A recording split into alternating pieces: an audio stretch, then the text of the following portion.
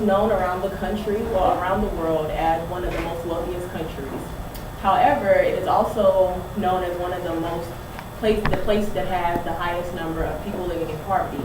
And you may ask, why is this? Well, according to worldhunger.org, every 1 in 5 Americans will live in poverty. I would like to contend that capitalism plays a big part in poverty. German philosopher and sociologist Karl Marx says that capitalism is a dictatorship of the bourgeoisie. My name is Lanisha Porter, and here at Manhattanville I study political science. That means I spend a lot of time studying power, society, and hierarchies. Money is power mostly for political reasons. The more money that one has, the more power they will be granted in society.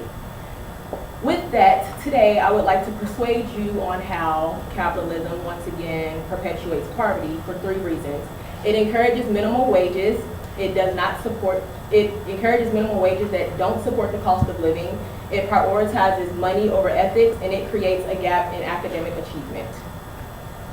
When you think about capitalism, the point is to create a profit at the top, which means you filter out lower wages at the bottom. When this happens and the cost of living is always inflating, people have to live by the bare minimum. Rent for a 1-bedroom apartment at the lowest in New York City is $1,800, and the minimum wage is $8.75, effective as of 12/31/2014, cited by the laborny.gov. If you do the math, you know that one would have to work 205 hours to meet rent, but there are only 160 hours available working full-time shifts for a month. Once again, if you do the math, you know that people that live off a minimum wage only get to enjoy the bare minimum of life. Secondly, it prioritizes money over ethics, and this is morally unjust. If you are getting rich off of someone else's labor, then they should be properly confiscated so they can live above the cost of living.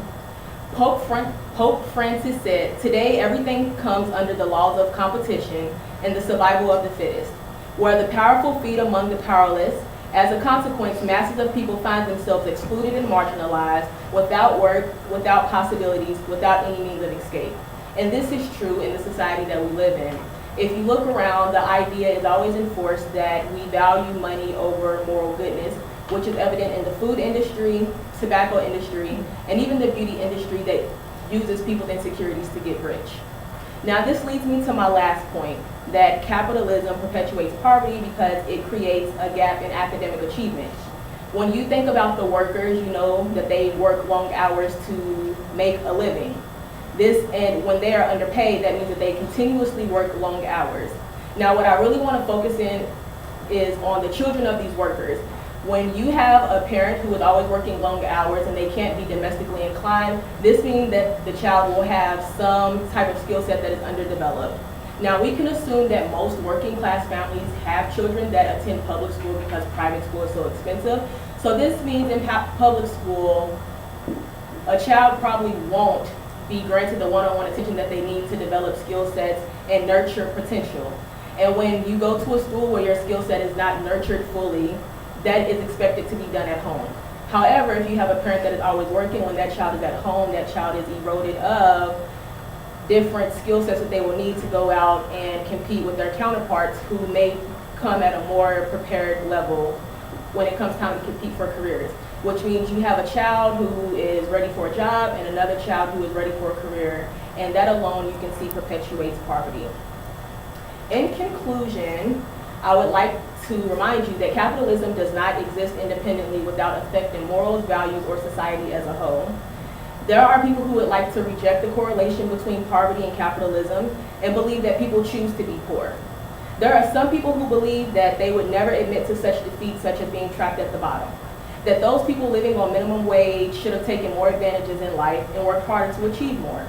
They believe that an epidemic of laziness has handicapped some millions of people, causing them to live in poverty.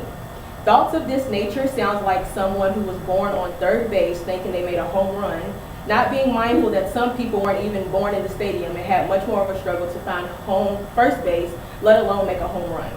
Today I hope I have been able to show you how minimum wages, prioritizing money over ethics, and how capitalism creates a gap in academic achievement and perpetuates poverty. Thank you so much.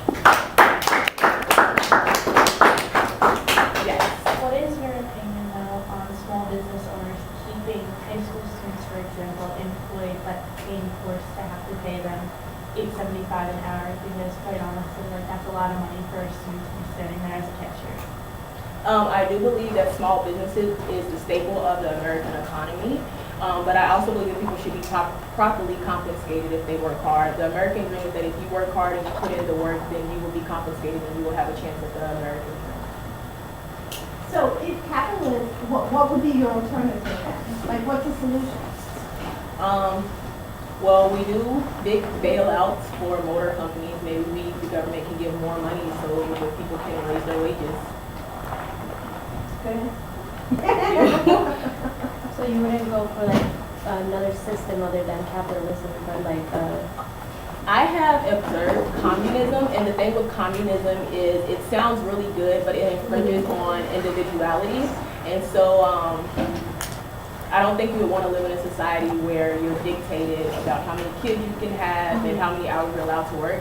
So it's just about finding a balance, because living in a utopia isn't easy, but you also don't want to create a system that sounds so perfect that you end up creating a dystopia. Any other questions? Lanisha for president. Thank